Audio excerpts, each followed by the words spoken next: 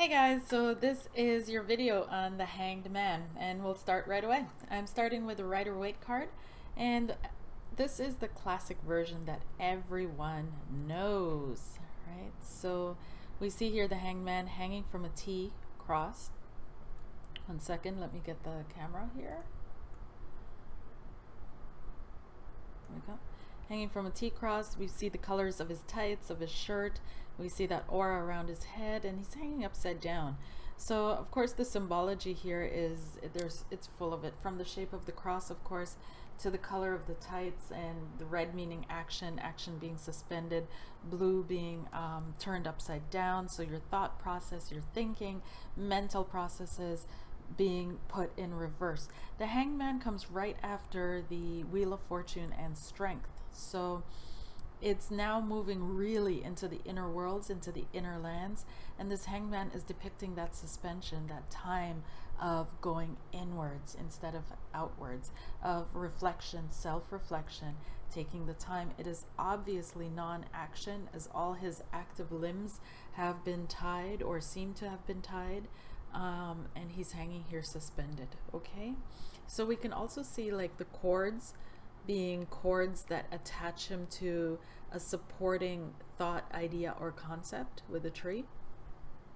It can also be cords that tie, cords that bind, cords that tie. So these of course represent cords to people, concepts, jobs, things, anything, right? Anything that you feel tied to, connected to, and this is what's holding you suspended in the air, or this man suspended in the air. But he comes to a revelation.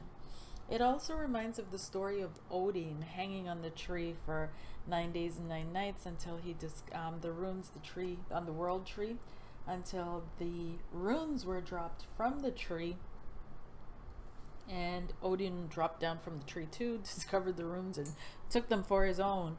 So yeah, and all knowledge was given to the world, it said, through these runes. There is a rune that is associated, of course, with this card. It's called Isa. And Isa is, we'll dive into that first since I just told the Hanged Man story. And Isa means ice. And we can see it here on this card, which is from the Wizard of Oz tarot deck. And we can see Isa right here. So again, let me focus in on that. There we go. And it looks just like an eye. That's it. And it's also connected to the Hebrew letter Mem, I believe it's called, but I'll post a link below because this one is a little bit more complicated to get into. So I won't, but I'll post a link where you can look that up for yourself, okay? But Isa is, Isa represents ice, and it's often used in rune magic to stop a situation. This is the only rune that can be used to stop the rune of Turisas, and it just freezes everything. It makes everything come to a standstill and makes everything just stop as it is. So that's where that comes in. Isa is often seen as cold, hard, and with no mercy.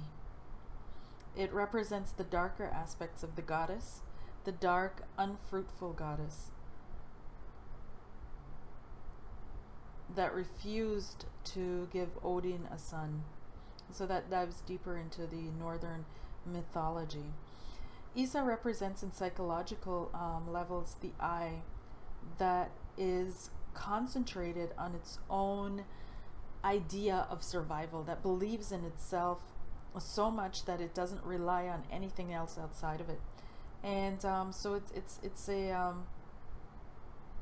it's showing in the deeper subconsciousness certain areas that are, or certain thought forms, concepts that have hardened, that have crystallized, that are very difficult to remove. And sometimes it can be better not to touch those, but to work around those, because if you get them to melt, then, or if you change them, it can bring more difficulties than if you just leave them. So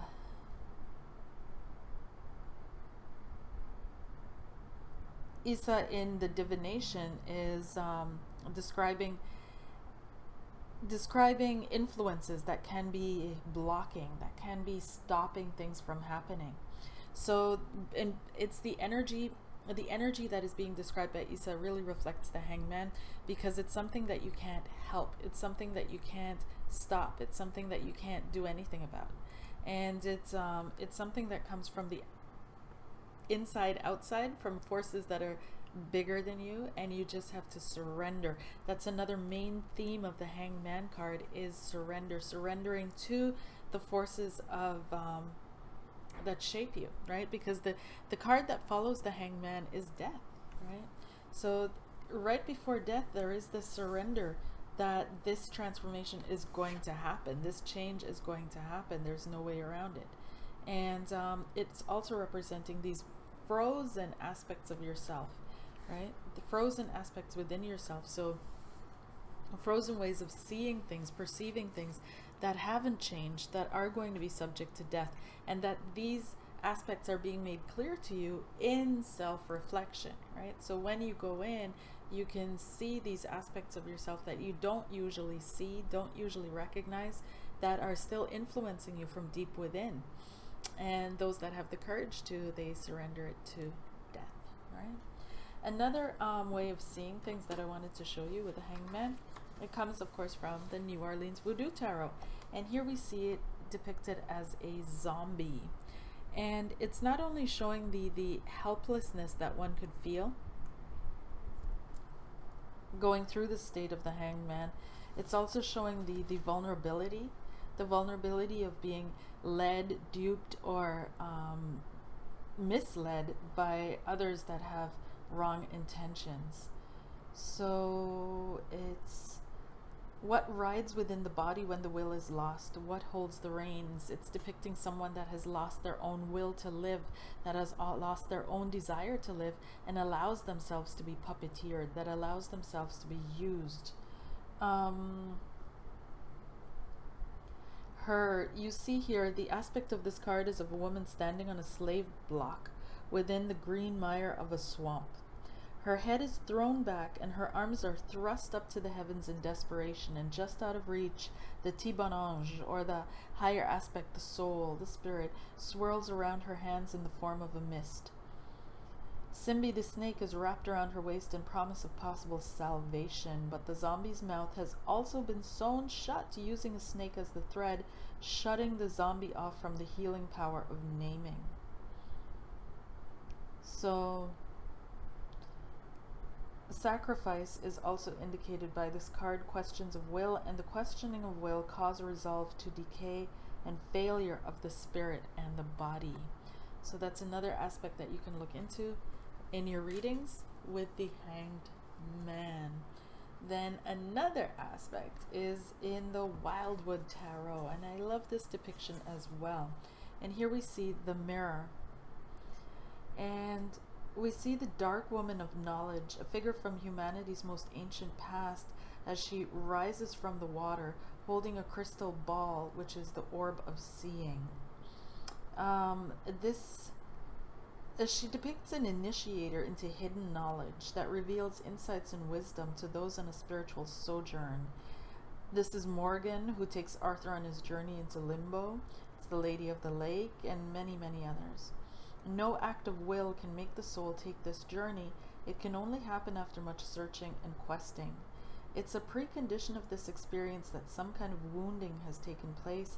It is through the pain and endurance of the wounding that wisdom comes, at which point the individual can cross the lake to the island of healing and protection. And that is, to me, the mysterious figure holds the mirror that aids our inner reflections, and the orb of seeing that helps illuminate the shadows of our inner life. And so many like to choose a spirituality that allows them to bypass suffering, right? That allows them to not go through that.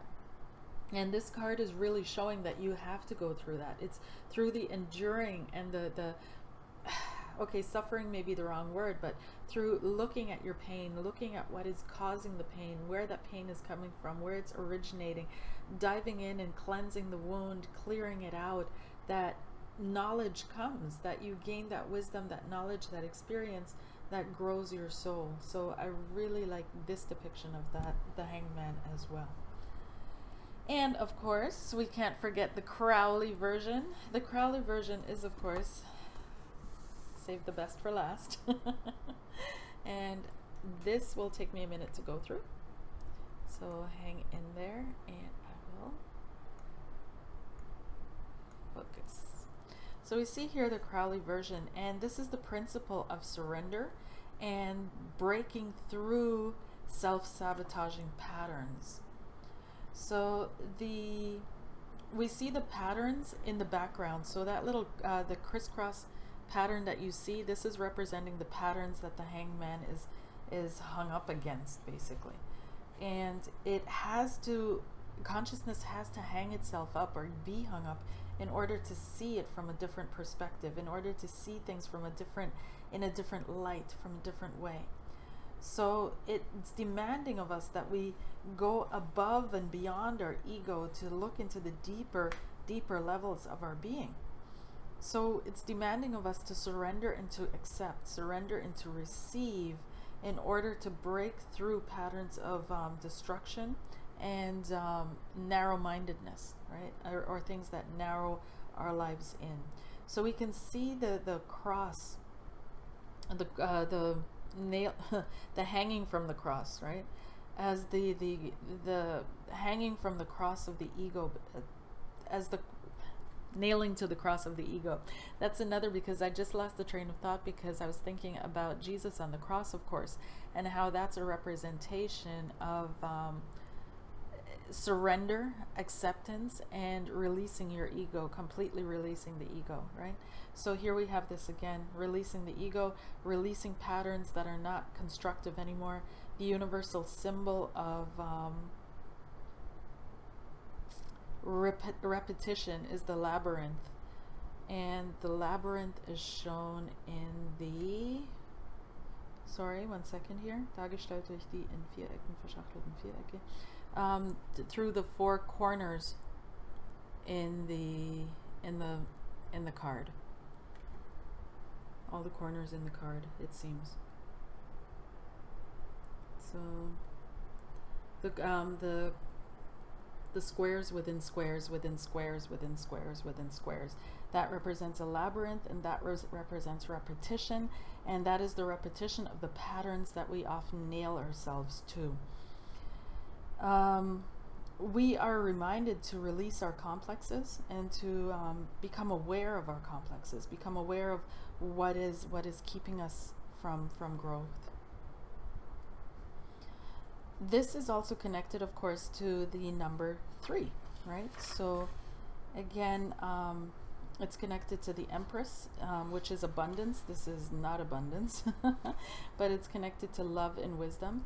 It's connected to the 3 of Cups, the 3 of Wands, the 3 of Pentacles, and the universe. So the universe would be the expression of love in the world. So you have to go through this stage to be able to express love in the world. 3 of Swords would be past pain, and yeah, and so this is breaking through patterns.